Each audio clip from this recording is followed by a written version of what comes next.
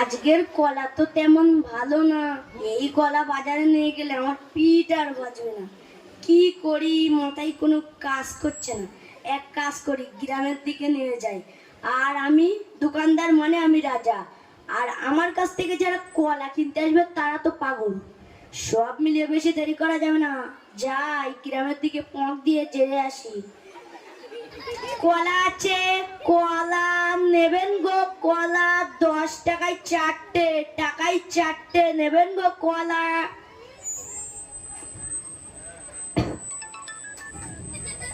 ও কেলাওয়ালা ভাই, তোমার কেলা কত করে? আমার কলা খুব ভালো, কম দামে পাবেন।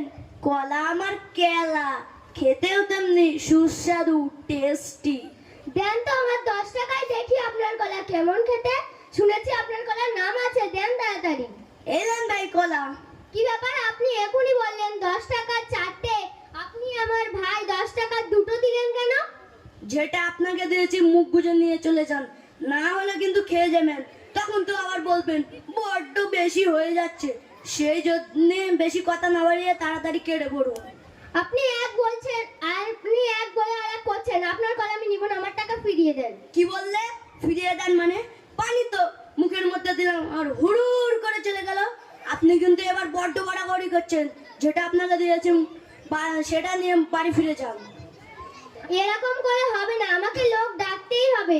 ওই তো দোকানের সামনে একটা আমাদের মক্তবের ছাত্র বসে আছে, দেখতে পাচ্ছি। ওকে ডাকি, সব সমস্যার সমাধান হয়ে যাবে। ও দাদু ভাই, এদিকে একটু শোনো তো, এদিকে আসো।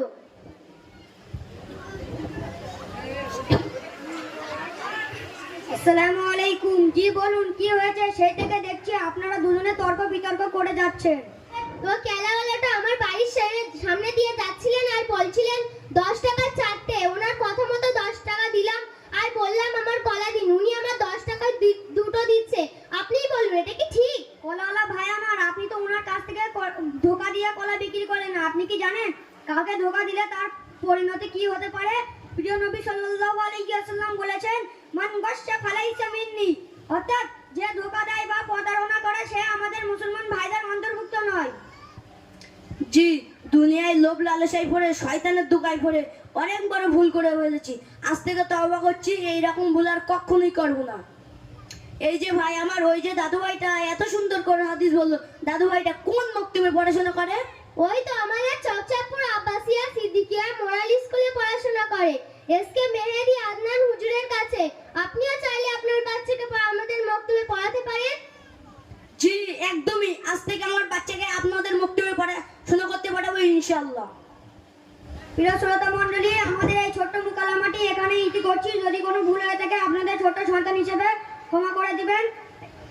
আসসালামু আলাইকুম।